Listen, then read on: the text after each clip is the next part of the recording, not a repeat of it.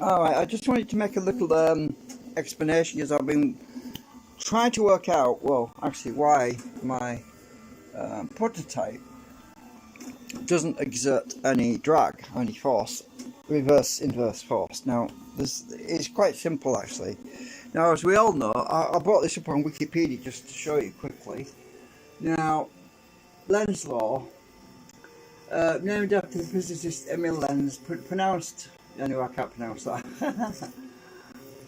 who formulated in 1834, states that the direction of the electric current which is induced in a conductor by a changing magnetic field is such that the magnetic field created by the induced currents opposes the initial changing magnetic field. It is a quantitative law that specifies the direction of induced current but states nothing about its magnitude. I thought that was interesting, the word magnitude. Just remember that a minute. Lenz law predicts the direction of many effects in electromagnetism, such as the direction of voltage induced in an inductor or wire loop by a changing current, or the drag force, and that's what we're talking about, of eddy currents exerted on moving objects in a magnetic field. Anyway, that's all I'm going to read. It's all on Wikipedia, you can go and read it. So, is my device, is it cancelling out Lenz law? And the answer is no, it is not. I'll explain why. It's just different. Let's draw a piece of paper. Actually, I need to use my old pad, I think. There must be some sheets of paper left in here somewhere. Hang on a minute. Trying to find a bit of paper. Oh, damn it. I know what I can use. Hang on. Oh, a bit of paper. Right. I'll try and make this as simple as possible.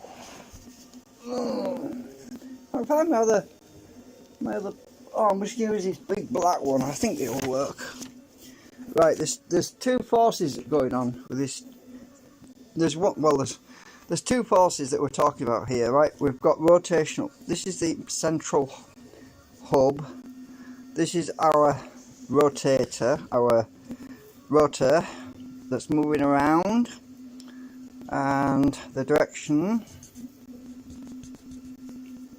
Now you've got a force exertion on a rotary system. Now what's going on here? Now we have a stationary coil at the top. We have our stationary coil, and we have actually a stationary magnet because the magnet is not moving. Right, so north, south. Okay, so I'm just simplifying it. It's a very rough sketch. Normally, if the magnet's moving or the coil is moving, you would be seeing an equal opposite reaction on the rotational axis. It will slow down when there's a load. But remember, the coil is not moving and the magnet's not moving. So why is there no drag on the rotor? Well, it's like the forces are not the same in this situation, because instead of seeing because the steel, and we've got the solid cores all the way around like this. This is a rough drawing. This is one core, just drawing one. And then we have, well, I won't put the new design in because we haven't tested it yet, because I've changed the core arrangement a little bit. But what's happening is, what we're doing, instead of having a rotational force going around, what we've done is close the gap between the coil and the magnet. So what we have instead is a wave action. We have, I'm not talking about the sine wave, I'm not talking about the peak and, you know, as in the sine wave. I'm not talking about that wave. I'm talking about another wave. That is the distance between the magnet and the coil.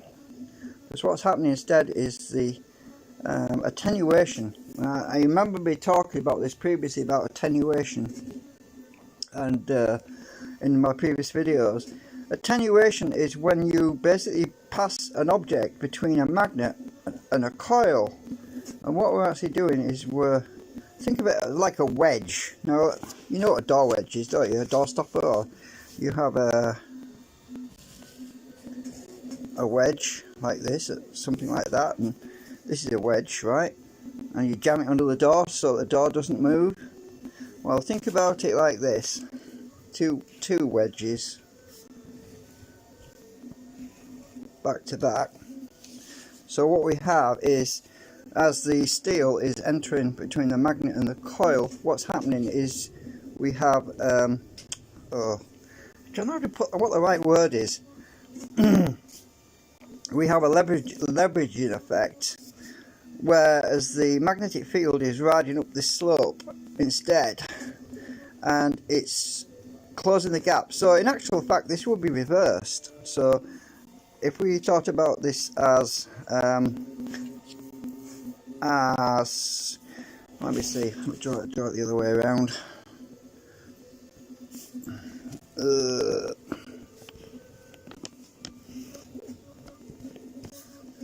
Like that.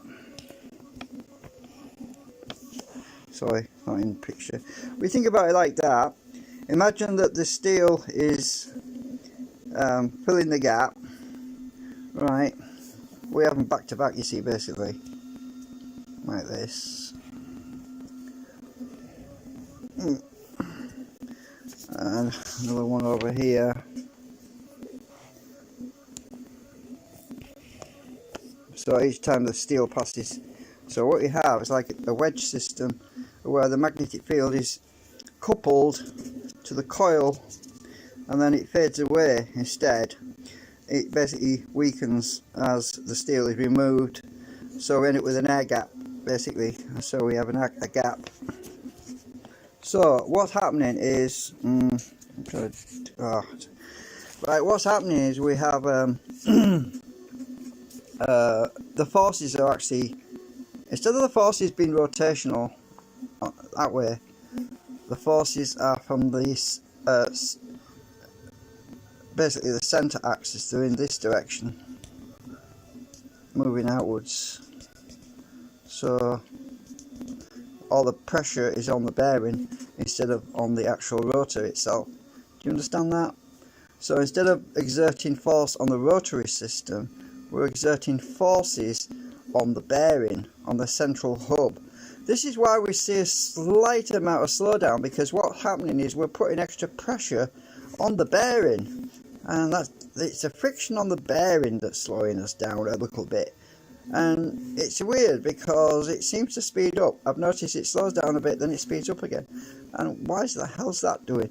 And I've been speculating on that. Now it is speculation because it's hard to prove it, but I'm speculating that the core laminations, there's a chase following situation going on.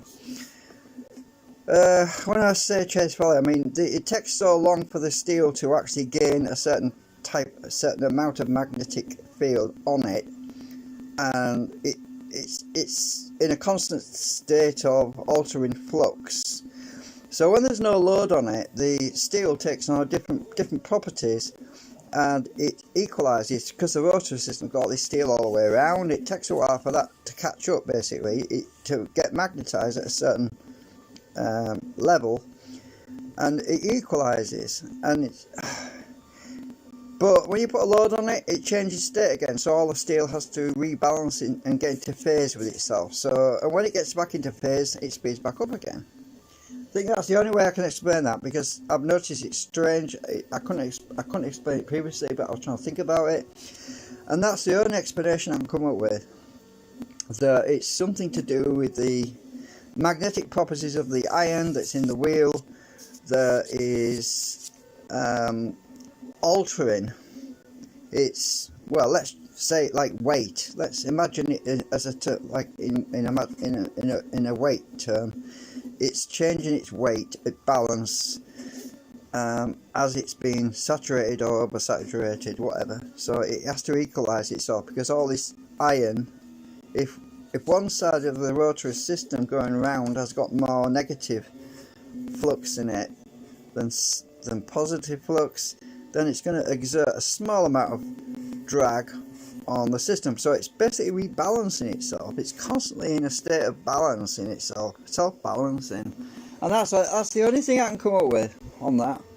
But I know for a fact that this thing just doesn't seem to slow down. But anyway, so as I said, these are obviously, those are all my cores on the rotor, and there's a lot of iron in there, or a lot of steel.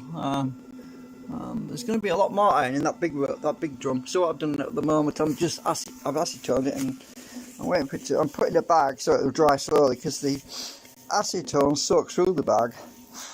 I can just smell it, only briefly, but slightly. But it's going to take a while.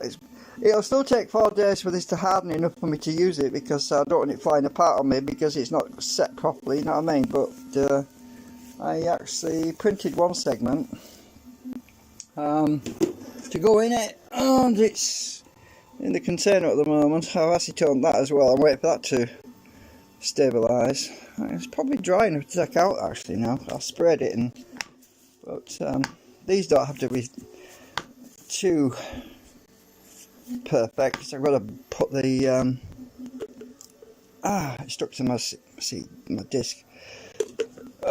Get it off. There we go. Right, so it pongs a bit, so I'll put that back on. Right, so I've got to put the steel shims in that at some point. They're coming out shiny, nice and shiny. I sprayed it. That'll shrink a bit, and then I can put these steel cores in. Actually, I need to put them in when it's soft, because that's the easiest way to do it, really. But I'm gonna wait until I've got them all and do them all in one go.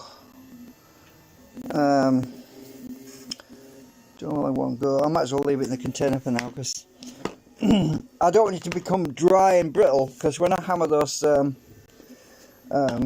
steel cores in, which are in this container, keep getting this thing out. So when I put these things in, I've got to hammer them.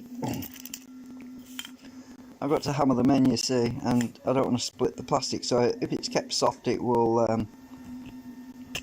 Oh look, that actually went in easy. Maybe it's because it hasn't shrunk yet, but look, it should be exactly flush with the bottom when I push it all the way. That's good enough. And now I left the bottom open so I can push them out if I want to get them out. So obviously I've got to put all those in. Now I can't get the damn thing out unless I poke it out. Actually, a magnet will grab that. There we go. I'm not going to put them in yet. I want this thing to dry evenly. Well, actually not dry yet, but put my magnets back. Yeah, as I say, I want to keep it moist until I've got them all, because I have to print 6 of them out, and I'll do them all in one go. Oh, I'm tired. Just an update. Anyway, thanks for watching.